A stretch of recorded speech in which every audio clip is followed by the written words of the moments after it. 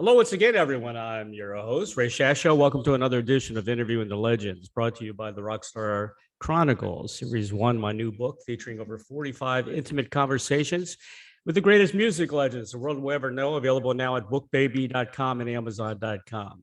Steve Hackett joined Genesis at the beginning of 1971 and gained an international reputation as the guitarist in the band's classic lineup alongside Peter Gabriel, Tony Banks, Mike Rutherford, and Phil Collins. Hackett's intricate guitar work was a key element of Genesis albums from Nursery Cryme to Wind And Wuthering, including the classic Selling England by the Pound.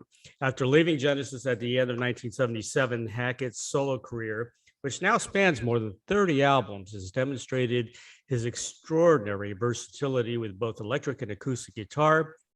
Hackett is renowned as both an immensely talented and innovative rock musician and a virtuoso classical guitarist and composer.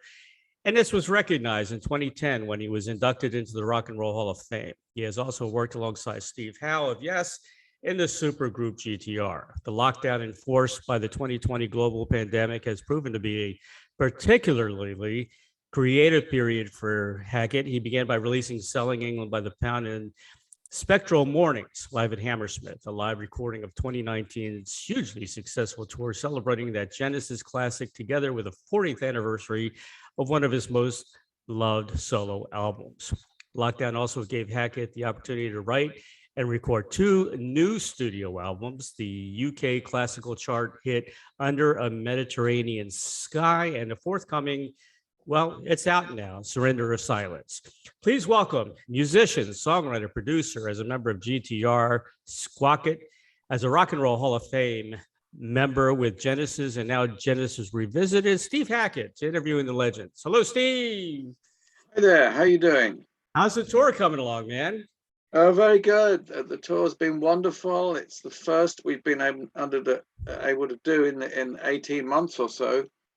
And it's the biggest date that tour that I've ever done in the UK. It's 31 dates, so it's the longest tour I've ever done in the UK. We're going everywhere, and it's been great fun. It's been absolutely amazing so far. It's about time you're on the road again, right? Well, yeah, I was living out of a suitcase for, a good part of the last 50 years. Right. And now it's back to that after, a couple of years at home. You play, let's see, the second you were at the Royal Concert Hall in Nottingham, and you're off today, but you're playing tomorrow at Fairfield Halls, right? In Croydon? That's right, Croydon. Yeah, that's right. Yeah, which is kind of just on the edge of London. That's right, South London, really. Yeah. Well, Genesis Revisited is incredible, man. Let me tell you, I had Nad Sylvan on the show. Yeah. A few weeks back. What a character. Yeah. For sure. Yeah. Audiences absolutely love him. Yeah. And it's been great. It's a very difficult job for him doing. Yes.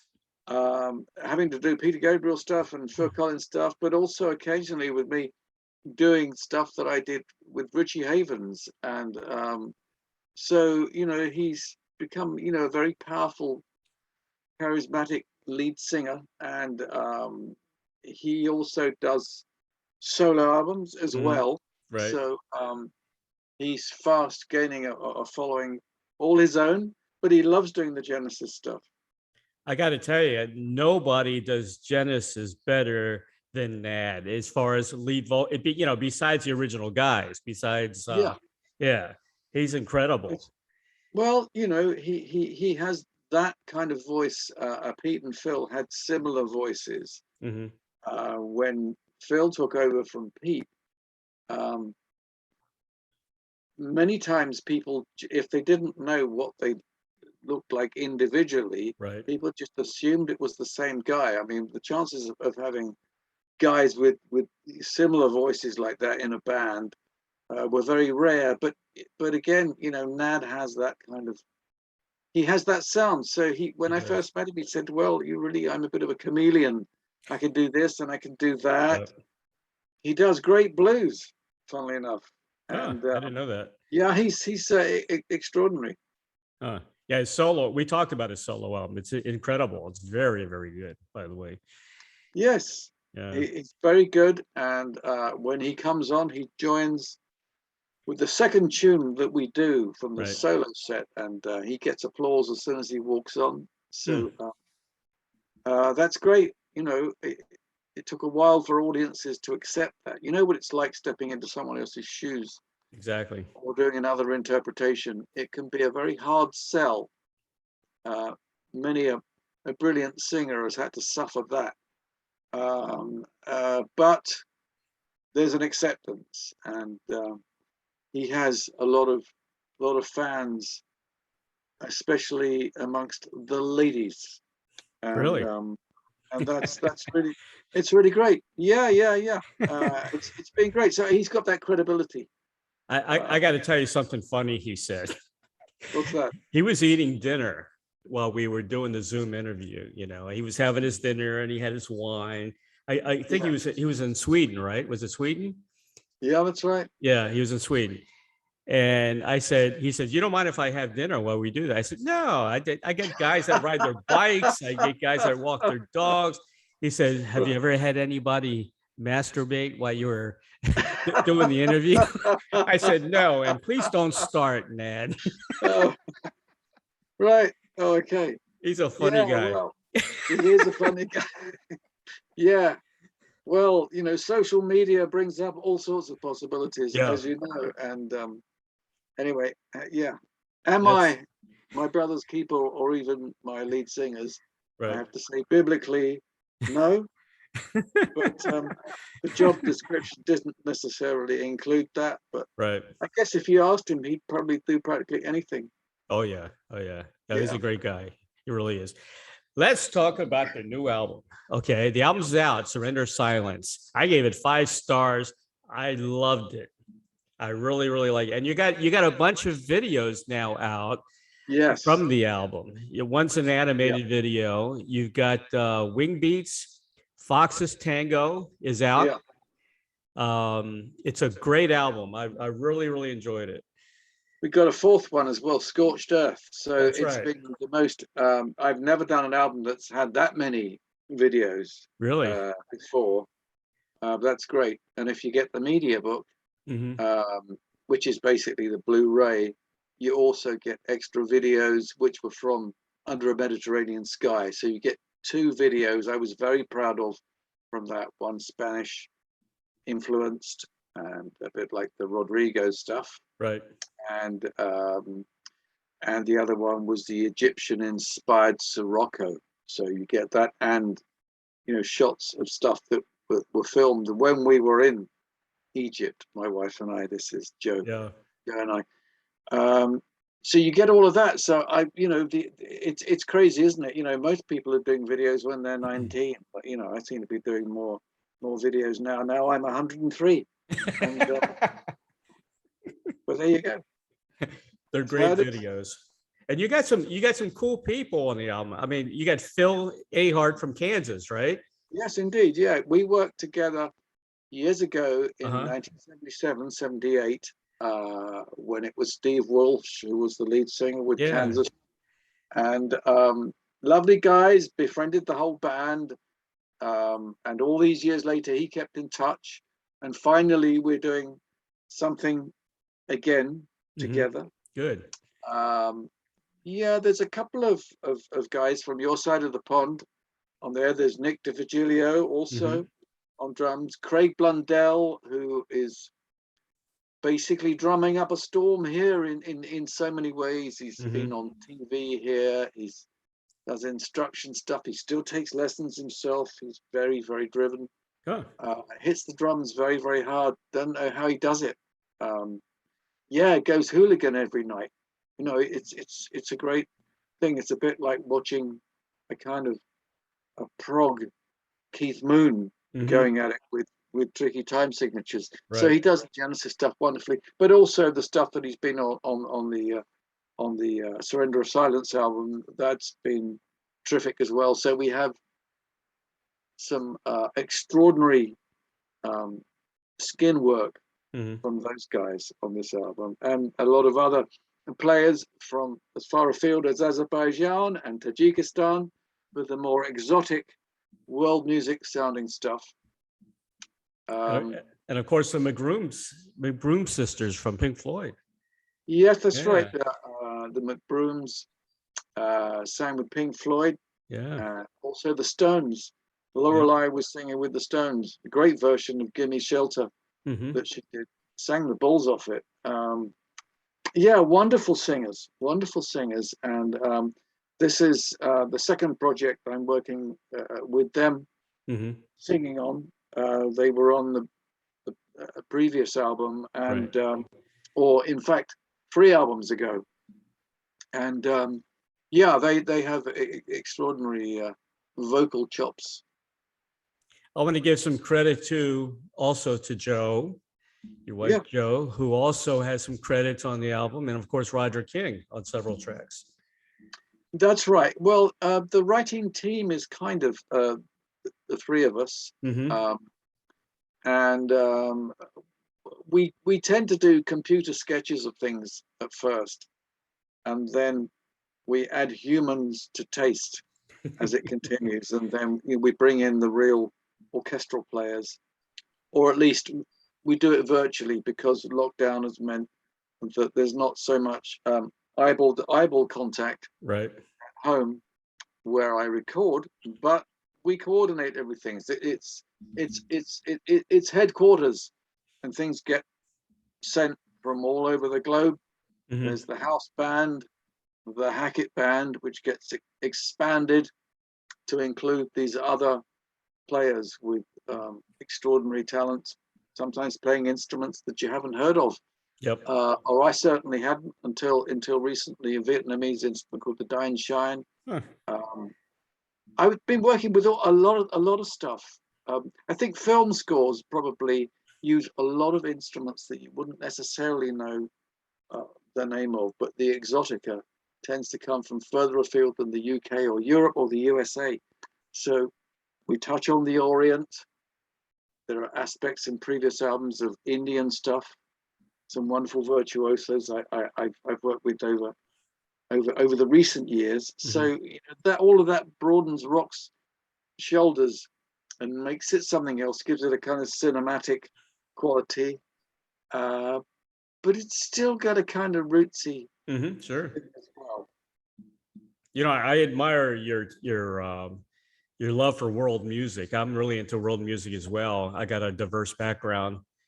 My father's family was from Syria, my mom's Cuban, and her family was from Spain. So well, right there, that's a wealth of extraordinary things. Yes, I love Arabic music.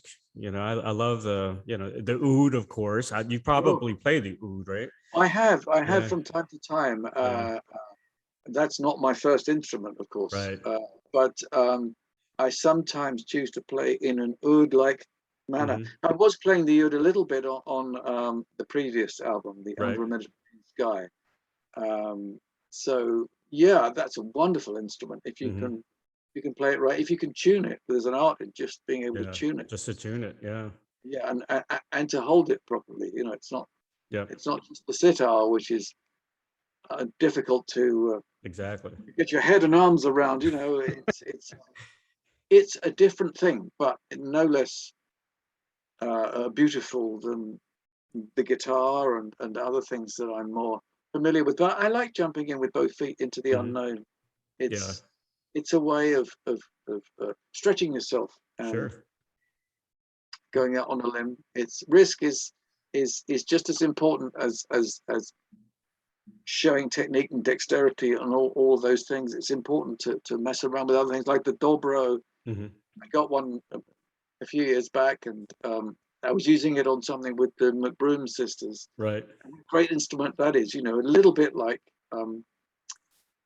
almost as if it was a cross between a guitar and a banjo. You know, it has that kind of as soon as you play a note, it's pure Americana. It's kind of guitar from the backwoods. Somehow it's, well, for me as a Brit, as soon as I hear a note from it, I think, yes. And slide and dobro, wonderful.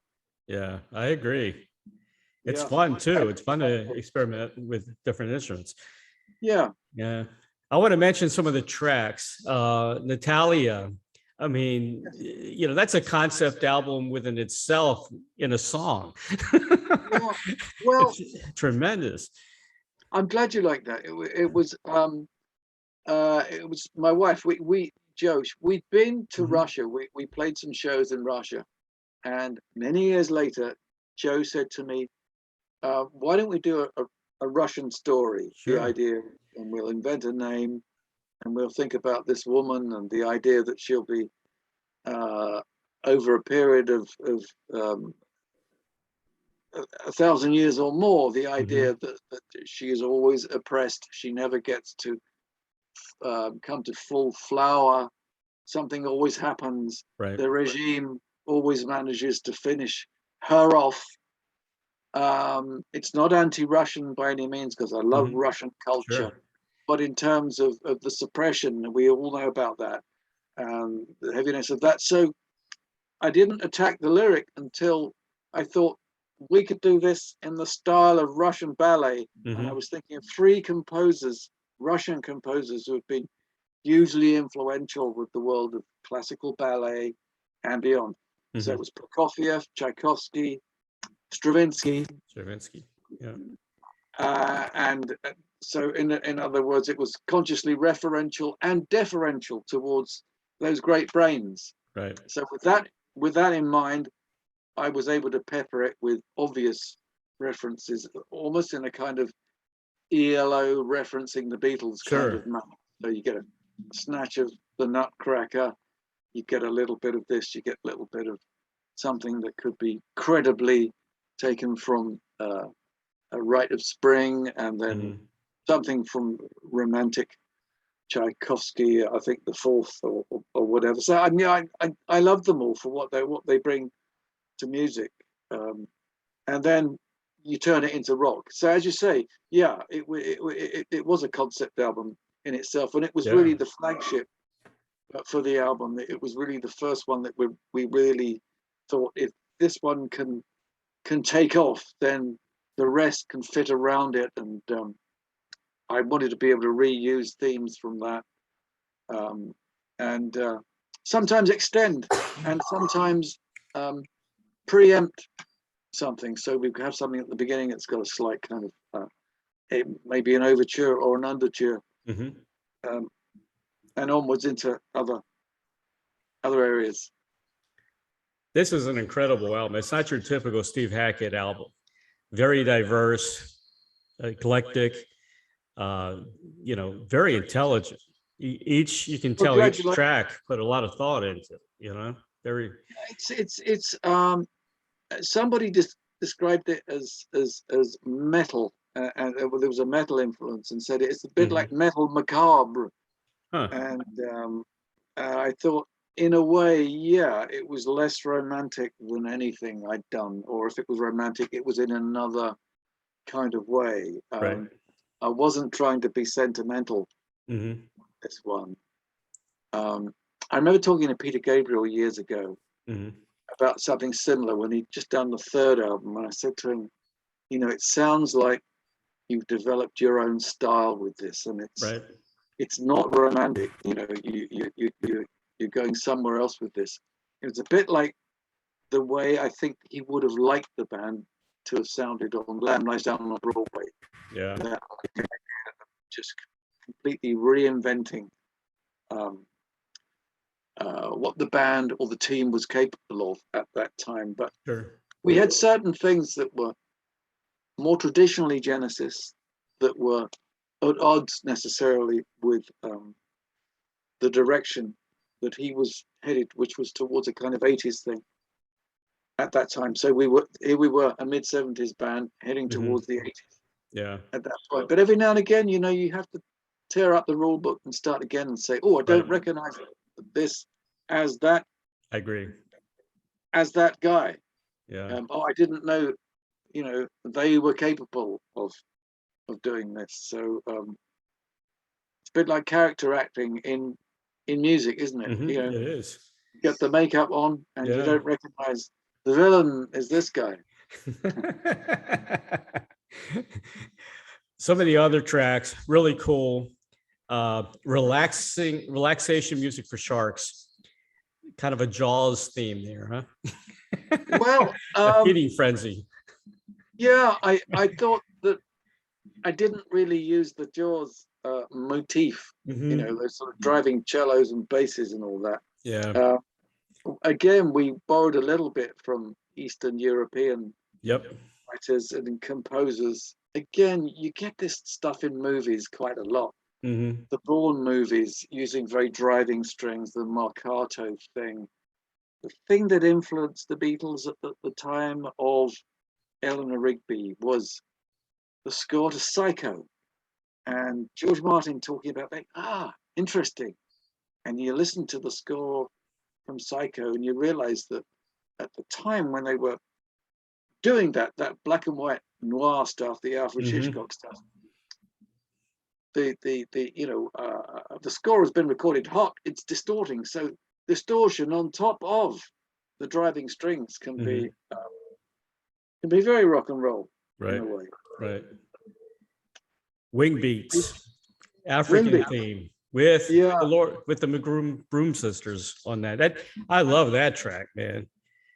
Yeah, that very so tribal. Cool. I love Roger basically did the drumming on that. You know, with the tribal thing was he worked on each beat, and I said tribal, but that was the only direction that I gave him on it. And I thought, you know, we better get real drummers and all the rest, but he did such an incredible job on that. So yes, it's extraordinary. I was listening to mixes of that, you know, when he was mixing it. There was one point when I heard it without the guitar, just with the orchestral stuff. Again, it was stuff that he had conjured on that, and I thought, you know, if ever there was a kind of out of Africa type thing, I would probably use the same approach. So you can have the romance and the percussive thing. You know, we think of the heartbeat of Africa as being yes, very, very tribal, but the idea of combining two separate extremes was what drove the track. Yeah. I love African music. You've been to Africa, I'm assuming. Yes. Have you been on? Have you been on one of those? You know, what do you call safaris? Them? Safari, yeah. Well, we were in Ethiopia. Okay. Again, and we visited tribes and shot film when we were there. Saw all sorts of extraordinary stuff. I mean, we literally hung out with baboons. Wow. And it was the most extraordinary stuff. We saw tribal rites being performed, bull leaping in this day and age. Incredible. I was offered, we visited one tribe, and straight away they offered me about 5 wives on the spot. And I didn't know whether they were joking. I thought, yeah, is this their local sense of humor? They do this to all the What did Joe say? Guys that come by. On the other hand, it may have been, yeah, you know, it was extraordinary. It was extraordinary. I thoroughly recommend it. I know that they're going through, you know, great troubles at the moment, that region, but whilst we were there, it was relatively stable. And it was just extraordinary. I mean, you see things, you know, in the Simeon Mountains that are as wonderful as the Grand Canyon. I can't tell you how different each of the tribes were I can imagine. that we visited, and they have. We were there. It was a few years back, and it was New Year's Eve, and we were drinking some local wine from the acacia tree plant, etc. And it was a fantastic wine. It was just divine, and the acacia tree, I believe it is. There'll be those who correct me and say it's not a tree, it's a bush, it's a this, it's that. But it was it needs very little rain to nourish it, Right. and so that was extraordinary. So yeah, we did lots of stuff by road. We drove all over, and it was a challenge at times. And we stayed in lodges. Mhm. We saw incredible things. Sometimes wild animals come by just to graze. Yeah. And you think, yeah, should we go out now? Maybe not. We'll just hang back and let them do their thing. Yeah. What is that creature? Um, Definitely on my bucket list. yeah, Someplace I'd love to go. it was a Yeah. truly wonderful trip, and as so often happens, it turned into a song. Yeah. Of It course. turned into wing beats. Yeah, Yep. Great tune. thank you. Other songs I love. Shanghai to Samarkand. Is that how you say it? Samarkand? Oh, Samarkand, yeah. Samarkand. Samarkand, yeah. That's it, yeah. Is that The- violin in that track? well, actually, it's viola. The Okay. lady who plays violin with us Beautiful. Yeah. she's a great player, and we tried it on violin, we tried it on viola, and we got her, Christine Townsend, this is, to play in an oriental style where they bend the notes and it has that sighing thing at the end of phrases, much like the Yo-Yo Ma Mhm. approach to Exactly. Crouching Tiger. So Christine was brilliant at that. It's beautiful, evocative sound, and it really sounded best on viola. A little bit like a cross between, the sonorous quality of the cello, but the delicacy of the violin. It worked beautifully. Is that the shamisen or samisen 3-string No, Japanese instrument? that's another one. The Yeah. shamisen is a Japanese instrument. Right. I've never played that. Mhm. I know Mr. Sakamoto. I saw a concert of his some years ago where he had two girls in geisha costume playing Mhm. this shamisen repeated figure, and then harmonies changing behind it, sort of westernizing it. But he's done of film, a lot of film stuff. Huh. Whereas I get influenced by film, Yeah. and I do really like a lot of film music. I enjoy the old romantic scores as well as the more recent ones that have, electronica and all the exotica from world music, from the East, from so many places. Have you written film scores? You should. Well, the funny thing is, I've had, one quarter, I got a PRS statement through, and it said 300 movies had used my stuff. I've seen none of these movies. None of the filmmakers approached me and said, "Is it okay?" Mhm. And so I've probably appeared on more movies than anybody. But Mr. DeMille has yet to discover my phone number. So I did the music for a Holocaust survivor. Right. There's a documentary called Outwitting Hitler. Mhm. Name was Marian Pretzel, this guy, and he survived in the war. He was a forger, and he used forged documents to save people's lives. Right. And it was an extraordinary story. So I was hired to do that. That was the fastest turnaround of anything I'd ever done. The contract was signed on a Friday, and they needed the score done by the Monday. Right. So we worked like crazy through the weekend. You're was Ben perfect for Foster. film scores, man. Sorry? Definitely. You're perfect for film scores. You're Well, really, yeah, I can't say that I would do yeah. every film score, Yeah. the next blockbuster in a weekend, but there's a side of me that thinks that, with film scores, the director, the producer, you could spend 6 months doing a score, and then they could just turn around and say, yeah, we're going to get someone else, or it's not quite right. We want Exactly. more green, and you're Yeah. going to get replaced. So I've kind of figured, in a Yeah. very flippant sort of way, that probably each film score should take you no longer than a day, because at Right. the end of it, if they don't like it, That's true. you know what I'm saying? So I have been known to work very quickly Mm-hmm. on the few occasions when I've been asked to do things for the odd pal Right. working in films. But it's very interesting, you Mm-hmm. know, all of that. It's interesting that film has kind of led the way Sure. very often Yeah. for the use of stuff. Rock has influenced film, Yep. Bourne movies, the score influenced by the stuff that Peter Gabriel did, you know, the Yeah. percussive Yeah. use of all things, including orchestra. So we're back Mm-hmm. to that one. Can change your mind about what orchestras can do. The drumming, very, very good. So I love action movies, and Mm-hmm. yeah, that would be nice. That would be Oh nice. yeah. Sure, but Foxes. I am on the road a lot.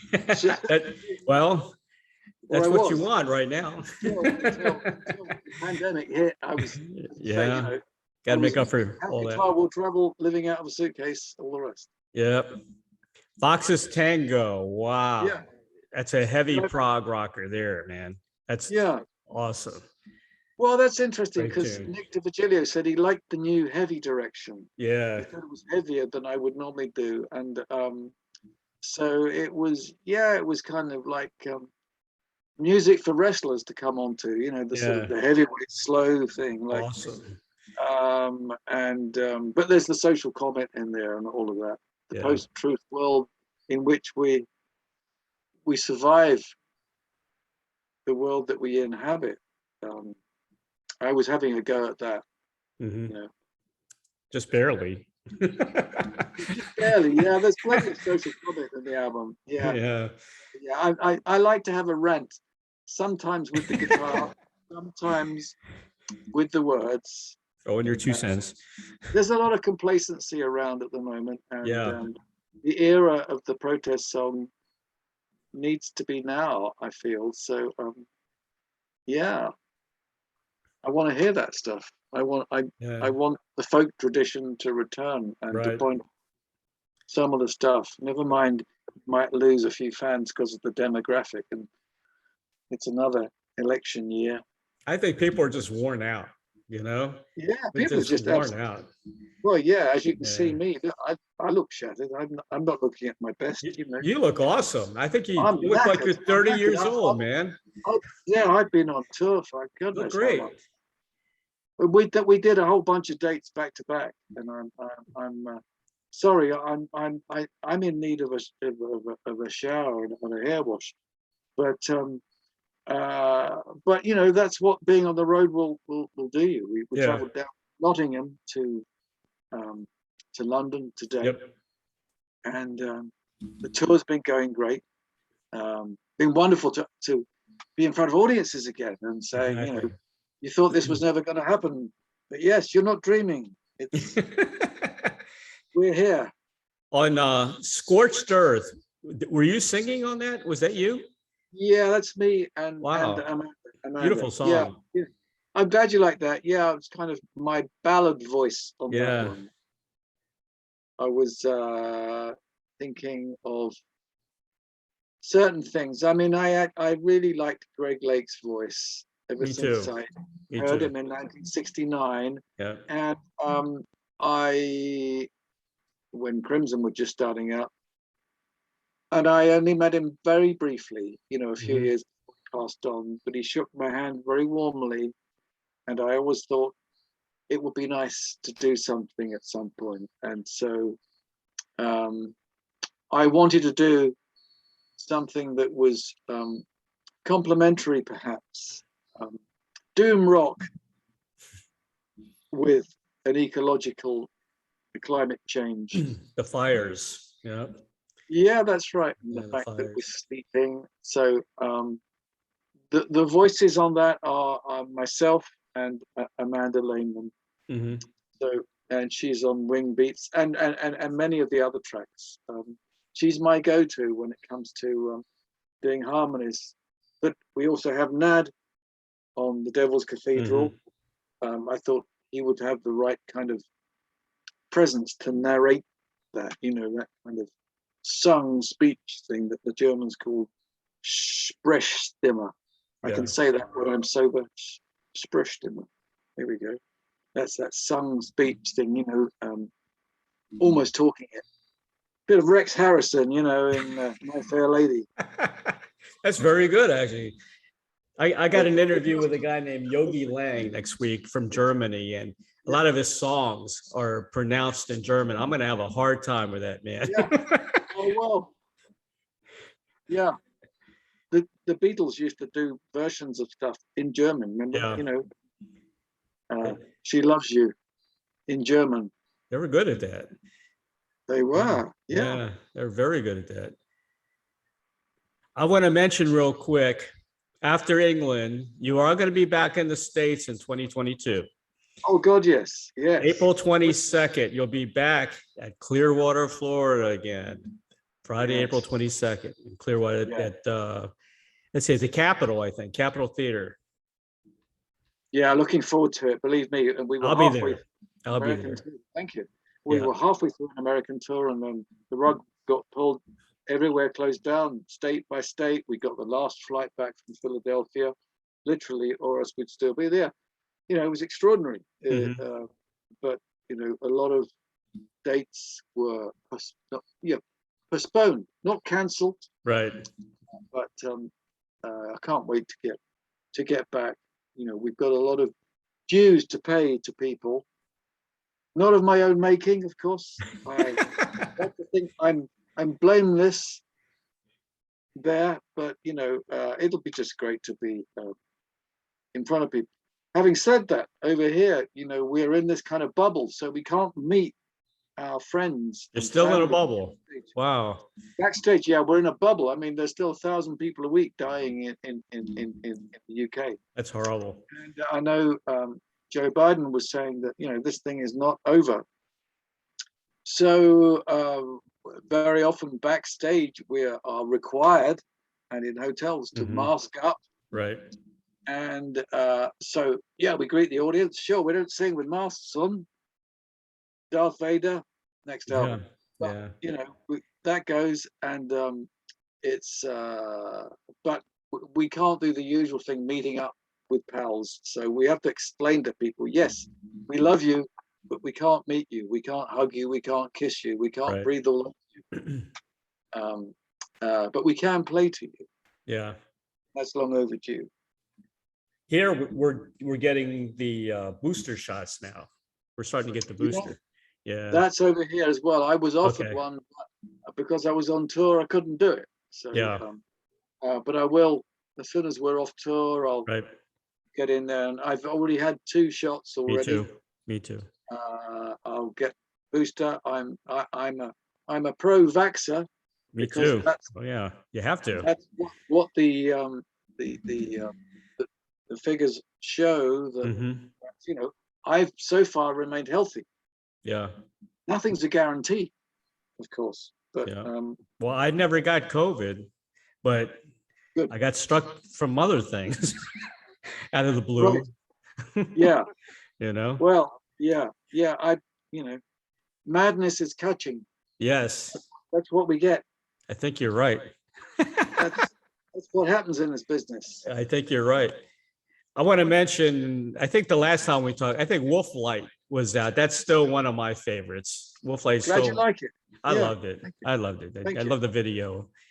Everything you do is great. Well, thank you. I haven't listened to it for a bit, and I can't even remember what's on that album, because I've been hammering with this, doing one album after the other, especially in lockdown. We finished off the Selling England Spectral Live thing, mixed it in surround. Yep. We did, Stephen Wilson did the surround for that. Roger King did a great job on the stereo. Brought out the book, Genesis in My Bed, autobiography. Exactly. Then Under a Mediterranean Sky, then Surrender of Silence. So all that time when we couldn't get in front of people, and track chats and videos galore. Yeah. So it's not been a relaxing time. It's been quite the opposite. So I wanted to stay in touch with an audience, wanted to be able to do it virtually, take people on a virtual journey. that trip around the world that we'd all like to do. Sometimes music can take you there in your dreams. You know, I had Rod Argent on recently. The Yeah. Zombies just did a live. Did you see that? The live virtual, not virtual, live. It was a live show. Really? Yeah. Yeah. And people actually paid for a ticket, and it was broadcast from Abbey Road Studios. Right. This was like a week or two ago. Yes. Live streaming show is what I was trying to say. Yes. Yeah. Yes. That wouldn't be a Yeah. bad idea for Genesis Revisited, you know? Do a Well, live streaming yeah, there's worldwide. always possibilities of that. I mean, so Yeah. far I've resisted. I've had that kind of offer, Right. but I figured that a live band coming across with the power of all things that Mhm. attends live music, I think is best heard in the flesh. Right. I want to feel the walls shake and the earth move, and I need my full eargasm. You know, this is it. You're starting to sound like Nad now. Oh, I know. I used the word ear. uh, we've chatted a few times. We've done a couple of interviews together. Yes. One Yes. was when Squawk came out. First, I want to mention Wolflight. Wasn't that Chris Squire's last studio recording, right? With the track Love Yeah. Song to a Vampire? That's right. Yeah, was I it. believe that's the last thing that he recorded, and Yeah. he played bass on that, and sounded wonderful. Yeah. Yeah, Chris and I were I love pals. Chris. I miss him. Yeah. Oh, sadly missed. Yeah. Sadly missed. It's incredible. Oh, yes, he. You know, his wife, Mhm. Scotland, nicknamed Scotty. Right.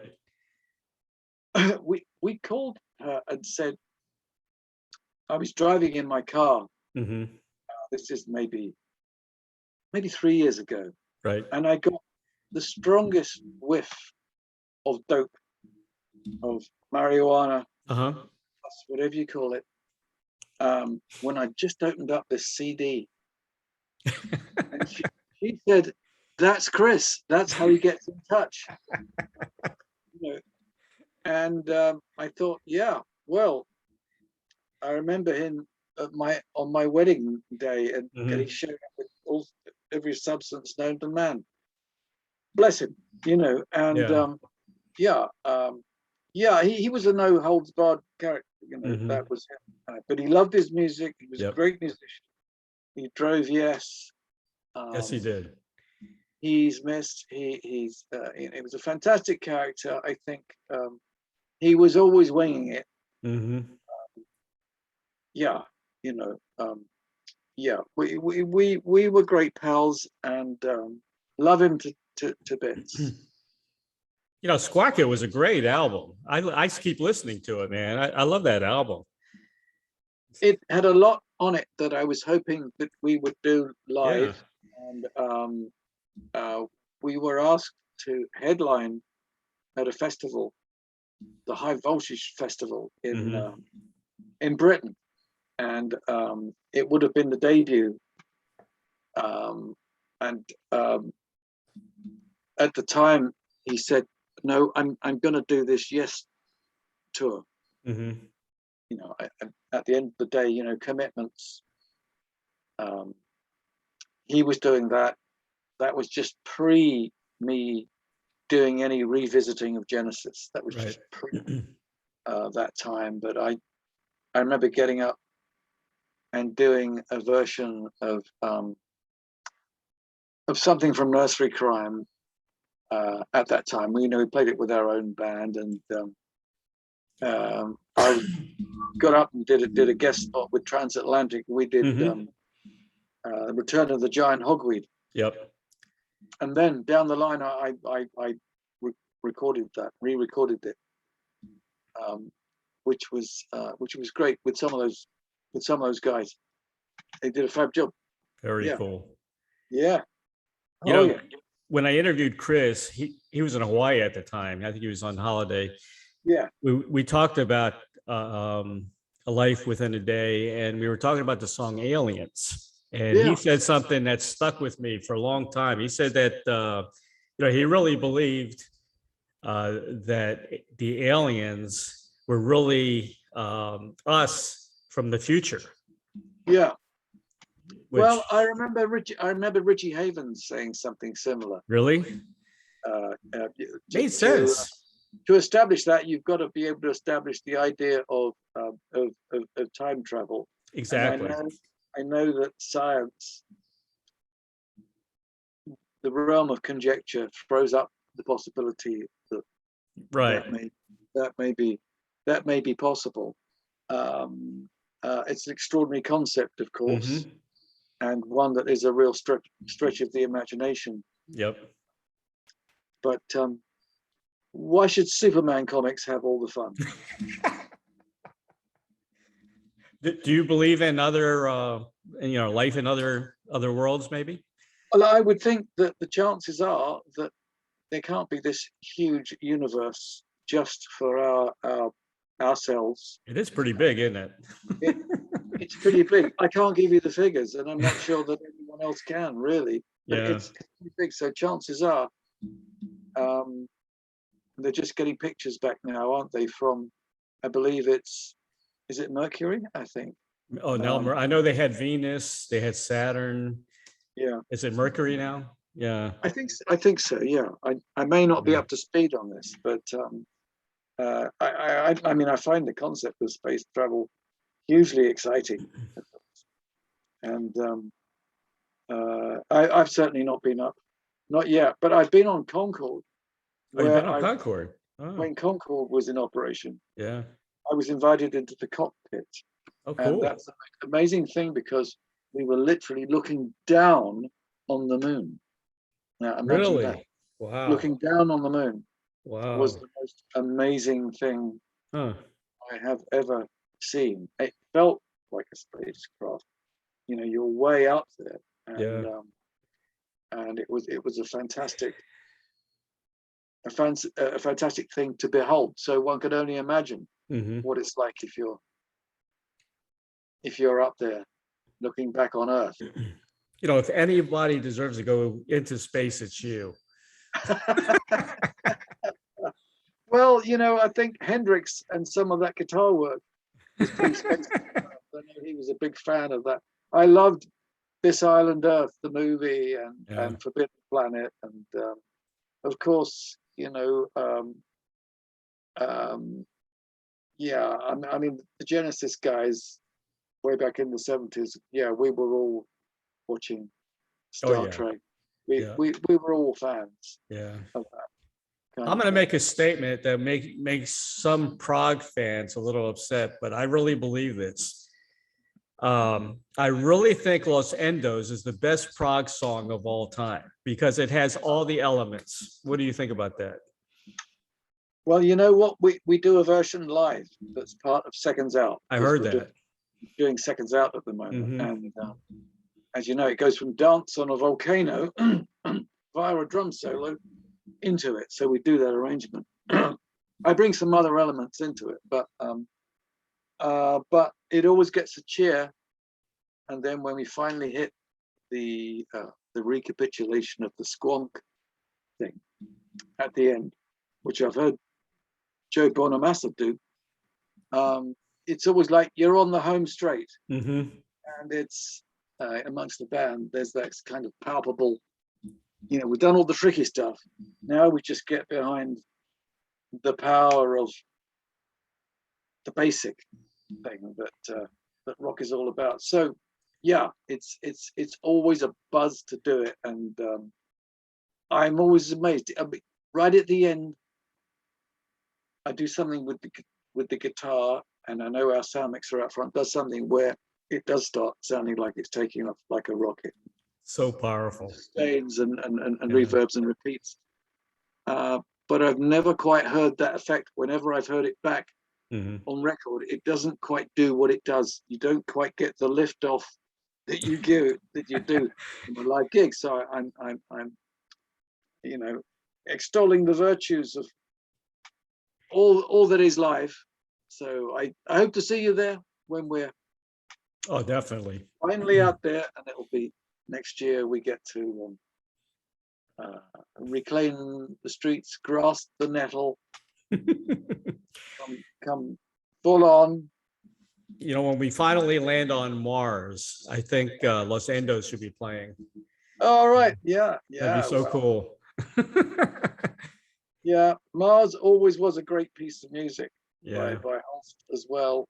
Very appropriate. Fantastic. Whether the definitive version has ever been done, I don't know. Jonas, our bass player, was trying to talk me into it. He said, why didn't you do a version of Mars? And I said, well, you know, King Crimson have been there. I know the ELP did a version. There's the Holst version. It's a kind of extraordinary, it's an extraordinary thing. Mm-hmm. Just the rhythm alone, that Yeah. 5. You know, Phil Collins, you know, he doesn't look too good. You know, have you talked to him lately, or? I haven't. No, Yeah. no. I know what people have been saying, and I wish him great success, Genesis, with what they're doing. You know, their reformation and doing that. I wish them the best. Me too. Me too. I think, you know, we all wish each other well with this Yeah. thing and the various shows that we're doing. So yeah, that's, you know, it's wouldn't it be brilliant to wave a magic wand and return Phil to full Yeah. capacity? Like those Sure. glory days. Yeah. Yeah, indeed. Yeah, yeah. I Yeah. mean, he's been a great performer, great all-rounder. Yeah. You know, ever since he's a kid, he was working, Mm-hmm. doing something, whether it was film, theater, music, Yeah. drumming, singing. Wouldn't it be great though to get the original Genesis back together just for a short tour? That's all, you know, or a live Yeah. streaming event, something like that. Huh? Well, you know, I think that I know fans would love it. I think it's unlikely to Yeah, happen. I know. Not because I don't want it to. I've said that, you know, if you need me, why don't you call me? And there's a Mhm. song. But Yeah, it I is. think Yeah. that, you know, I think it's unlikely. So I would say, you know, let's put it this way. I choose to honor the work that we once did Right. in my way Hmm. with a band that I know loves to play it. Hmm. And I always say to the guys, you know, to play it as if you own it, as if you wrote it, Sure. and if necessary, to play it with contempt, if necessary, but just to give it that full-on energy that is, you know, to play it as powerfully as possible. So I believe my guys have that level of passion I agree. for it. I know I'm sorry, I'm sounding like a salesman here, but anyway, folks, sincerely. Buy my album. Yeah, I know. Yeah, yeah, I shouldn't have said that. Listen, I was saying, because I was interviewed by a paper here in you know, one of the tabloids here, and it was a very nice article, Daily Mirror. And I said, look, if you want to see what Genesis is all about, see that version, the Phil Yeah. Collins, the last Domino version. Yeah. And then if you want to see the other end of it, you know, the band in all its incarnations of what's available, then if you see what my band does with it, what our guys do with it, then you're getting practically the whole of the history. You're getting 70s classic stuff. You get the 80s MTV Exactly. Yeah. In all its incarnations, it's got something to offer. And yeah, all I can say is it's been a blast doing this stuff. It's been great re-recording some of it. Hmm. There've been a couple of revisited albums. At some point, because I like doing new stuff as well, it's important not just to keep the museum doors open for the past, but to do new stuff and be vital and all of that. So I have to say I'm very pleased that Surrender of Silence is It's incredible. currently number 10 Yeah. in the German charts. Yep. And it went to number 16 in the British charts. Yeah, we'd love it to go to number 1, but realistically, to be able to do that, with I'm vintage, and any vintage act that does that, Yeah. it's great. So I do both. We do 2 sets. We cover stuff that starts in 1971, 50 Right. years ago. I turned pro 50 years ago. Wow. 50 years. That's amazing. 50 years before the mast, man and Yeah. beast. You know what's interesting? Peter Gabriel doesn't play too much. He hardly plays any Genesis stuff on his live shows. You know? Yeah, he did a little bit with Sting. He did a nod to Very short though. Yeah. Dancing with the Moonlit Night. I know Sting had been working on him for quite some time to do that. When he first started doing solo stuff, he did Lamb Lies Down on Broadway, the title track. Right. Again, we honor that. But I think, he had the idea of extolling the virtues of the new against the idea of, being a nostalgia act. And we sometimes got in trouble with that when we were first doing Lamb Lies Down on Broadway, 1974, 75. Right. People wanted to hear old favorites. And Pete at that time was dead against that. They don't. We give them, the whole of the double album. This is it. These are my terms. And okay, fine. But I think that you can be in denial for a very long time. But at the end of the day, I think to greet a certain song, like I'll introduce something like Every Day from Spectral Mornings, and I'll introduce, I say, the third song in my solo thing. This one's like an old friend. I like to think of it as an old friend with an overly long guitar solo in it. But I guess that people come to see me are not going to mind if there's an overly long guitar solo. Now, when you hear Steve Hackett, you hear Genesis. I mean, that's, in my opinion, you are Genesis. Well, thank you. That's very good. Yeah. And your fee will be coming proportionate. Thank you. Every time you say that, it goes up, and my bank account gets drained. But I do want to say, Nad does an incredible job with Dancing with the Moonlight Night. Yeah, he really does. He does a great version of that. Not an easy song to do. He does a great version of a musical box, and also a great version of Afterglow, where you believe every word, and he practices, I can hear him down the corridor hitting the high notes. Really? And he says that strengthens his voice. Yeah, he's cool. I like that. Yeah. Well, me and you debated once on Entangled, and I still stick to my guns. I still believe, to me, it sounds like when you're having surgery and you go under. They first put you under and then you wake up, and of course you got to pay the bill. But of course, your version is you're in the psychiatrist's office. But everybody has different thoughts about songs, so that's just the way. Yeah, that one was it was, the implied story is the guy who is on the psychiatrist's couch, as Right. so many of us are, of course. Did I say that? No, he said. Yeah. But I got another interview coming up, which I All right, have Steve, to do. you which were I hate- you're a wonderful I hate to man. wrap up. I but, really appreciate it in that 10 minutes, you I stayed have to. the distance with me. And Yeah, thank you.